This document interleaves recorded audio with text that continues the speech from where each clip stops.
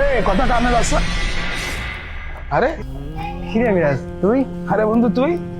কেমন আছিস বন্ধু?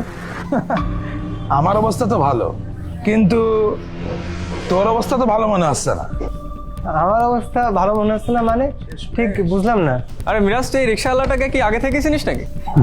আরে ইন্দা আবার বলিস না, আমরা দুজন একসাথে মাঝরাতে পড়তাম। ভাগ্য ভালো তুই মাদ্রাসা ছেড়ে কলেজে চলে আসছিলি, না হলে তোকেও তো এর মতো রিক্সা চালিয়ে খাওয়া লাগতো। এসব কি বলছেন আপনি? রিক্সাওয়ালাকে রিক্সাওয়ালা বলবো না তো কি বলবো? আচ্ছা একটা কথা বলতো, তোর এই সুন্দর পোশাক কে দিয়েছে? কেউ দান করেছে নাকি? এভাবে দাম ধ্যান নিয়ে রিক্সা চালিয়ে তো সংসার চলে তো। যাই বলিস, ব্যাপারটা কিন্তু তোর সাথে দারুণ মানিয়েছে। কি বলিস? এসব কি বলছিস মিরাজ? তোর কোথাও ভুল হচ্ছে।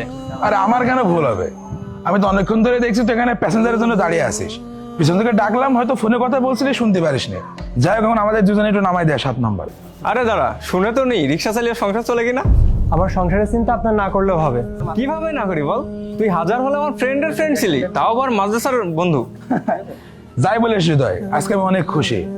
এই মাদ্রাসায় পড়া বাদ দিয়ে আমি অনেক বড় ভালো কাজ করেছিলাম। তা নাহলে আজকে যে আমার কি করে খেতে হতো একমাত্র আল্লাহই ভালো জানে। মিরাজ তুই একটু বেশিই বলছিস। আচ্ছা ঠিক আছে, আমার বেশি কোনো কিছুই বলছে না। এখন 7 নম্বর যেতে কয় টাকা ভাড়া নিবি তাই বল। আজব তো, আমি তোদের কাছ থেকে ভাড়া কেন নিতে যাব? থাক, তাকে তো বন্ধুত্ব দেখাতে হবে না। তোর আমি ডাবল ভাড়া দিবা না, একটু ভালো মন্দ কিনে খাস। শুকিয়ে তো একদম গা হাত পা কাটিয়ে যাচ্ছে। হয়তো অনেকদিন কোনো দাওয়াত টাওয়াত পাচ্ছে না, সামনে তোর বিয়েতে ওকে একটা দাওয়াত দিয়ে দিস। দাওয়াত? তারপর এই ফকিরকে ওর তো ডাবল ভাড়া দিতে চাইছে, এটাই তোর জন্য অনেক। অনেক বেশি হয়ে যাচ্ছে মিরাজ। শোন, এই রিক্সাটা আমার না, একটু সম্মান দিয়ে কথা বল। মাদ্রাসায় পড়ে রিক্সা চালাস, আবার সম্মানের কথা বলিস? মসজিদের ইমাম হলেও তো একটা কথা ছিল। আচ্ছা ওয়ে, তুই না বলি রিক্সাটা তোর না, তাহলে কি রিক্সা ভাড়ায় চালাচ্ছিস? না তো এই রিক্সা আমার, না তো আমি এটা ভাড়ায় চালাচ্ছি। আমি তো এটা ও থাম থাম, তাহলে এটা চুরি টুরি করেছিস নাকি? তোর তো আবার ছোটবেলা থেকে একটু টানটুন মারার অভ্যাস ছিল। আরে ওইসব তো ছোটবেলায় মজা করে করতাম। আচ্ছা, তোর সমস্যাটা কোথায় বলতো? স্বীকার করে নিলেই তো রিক্সাটা তোর, আর তুই একটা রিক্সাওয়ালা। কাজ করে খাস, তাই তো লজ্জা পাওয়ার কি আছে? আমি তো তোদেরকে অনেকবার বললাম রিক্সাটা আমার না। আর হ্যাঁ, এটা আমার হলে আমি স্বীকার করে নিতাম যে আমি একটা রিক্সা চালক। আমার কাছে কোনো কাজই ছোট না। অন্ততপক্ষে সুদ ঘুষ খাওয়ার চাইতে, হারাম কাজ করার চাইতে রিক্সা চালানো অনেক ভালো একটা হালাল কাজ। আর যেই কাজগুলো মানুষ অন্তর থেকে কঠোর পরিশ্রম করে সততার সাথে করে, সেই প্রত্যেকটা কাজই ভালো এবং সুন্দর। অবশ্য তোরা এটা কোথায় বুঝবি? হ্যাঁ, আমরা বসবো না তো, কারণ আমরা অনেক বড় একটা কোম্পানিতে জব করতাম। সেই চাকরিটা দুজনে ছেড়ে দিয়ে আজকে কেএমসি কোম্পানিতে ইন্টারভিউ দিতে যাচ্ছে।